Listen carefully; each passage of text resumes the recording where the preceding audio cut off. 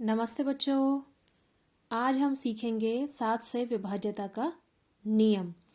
इससे पहले की वीडियो में हम 2, 3, 4, 5 व 6 से विभाज्यता के नियम कर चुके हैं। आज हम जानेंगे 7 से विभाज्यता का नियम क्या होता है। आइए नियम पढ़ते हैं। तो 7 से विभाज्यता का नियम कहता है, यदि संख्या के इकाई के अंक का 2 गुना बाकी अंकों से बनी संख्या से घटाने पर प्राप्त संख्या 7 से विभाजित होती है, तो वह संख्या भी 7 से पूर्णतः विभाजित होगी। मतलब यदि कोई संख्या दी हुई है और हमसे 7 से विभाज्यता का नियम ज्ञात करने के लिए बोला गया है, तो उस संख्या का जो इकाई का अंक है उसके 2 गुने को, 2 गुना मतलब उसमें 2 की गुणा करके जो मान निकल कर आएगा उसको हमें इकाई का अंक हटाकर बाकी जो संख्या बची है उसमें से उस इकाई के अंक के 2 गुने को हमें घटाना है। और जो घटकर मान आया है उसमें हमें 7 से भाग लगाकर पता करना है कि वो 7 से विभाजित है या नहीं है। आइए एक उदाहरण के माध्यम से देखते हैं। उदाहरण है 2170। तो यहाँ पर संख्या है 2170। यहाँ पर इसमें जो इकाई का अंक है वो है हमारा 0। तो इस इकाई के अंक का हम क्या करेंगे, सबसे पहले 2 गुना करेंगे। तो 2 गुना करेंगे तो इकाई का अंक 0 है, तो उसका 2 गुना करो चाहे 10 गुना करो वो 0 ही आएगा मान। तो यहाँ पर भी हमने 2 गुना किया है तो मान आ गया है 0। अब हमें जो बाकी अंकों से बनी संख्या है वो क्या हो जाएगी, ये इकाई का अंक हटाने के बाद जो बाकी संख्या है वो बची 217। तो जब इकाई के अंक को अलग हटाकर हमें उसमें 2 गुना करना है, उसको अलग रखना है, और इकाई के अंक को हटाकर जो बाकी संख्या बची है उसमें से उस 2 गुने की जो वैल्यू निकल कर आई है उसको घटाना है। तो अब हमने यहाँ घटाया है 217 में से 0 को, जो कि इकाई के अंक का 2 गुना है।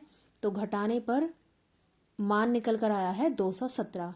अब हम इस 217 में 7 से भाग करके देखेंगे। यदि इसमें भाग पूरा पूरा चला जाता है तो ये संख्या 7 से विभाजित होगी, अन्यथा नहीं। तो अब हम इस 217 में 7 से भाग करके देख रहे हैं। तो यहाँ हमने 7 से भाग किया है तो भाग पूरा पूरा चला गया है, शेष नहीं बचा है, और भागफल 31 निकल कर आया है। तो इसका मतलब ये 217 जो है ये 7 से पूरा पूरा विभाजित है। इसीलिए ये जो संख्या है 2170 ये भी 7 से विभाजित है। तो इस तरीके से हम इकाई के अंक का 2 गुना निकालकर और इकाई के अंक को छोड़कर बाकी जो अंकों से बनी संख्या है उसमें से उस 2 गुने के मान को घटाकर फिर उसमें 7 से भाग लगाकर आसानी से 7 से विभाज्यता का नियम ज्ञात कर सकते हैं। एक और उदाहरण देखते हैं।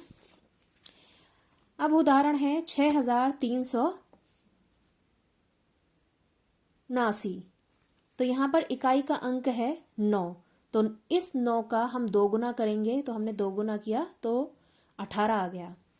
अब इकाई के अंक को छोड़कर जो बाकी संख्या है वो है 637। तो इस 637 में से हम ये जो 2 गुना मान निकल कर आया है 18, इसको घटाएंगे।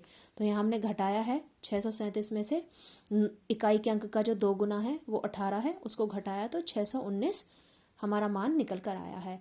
अब इस 619 में हमें लगाना है 7 से भाग। तो यहाँ हमने भाग लगाया है।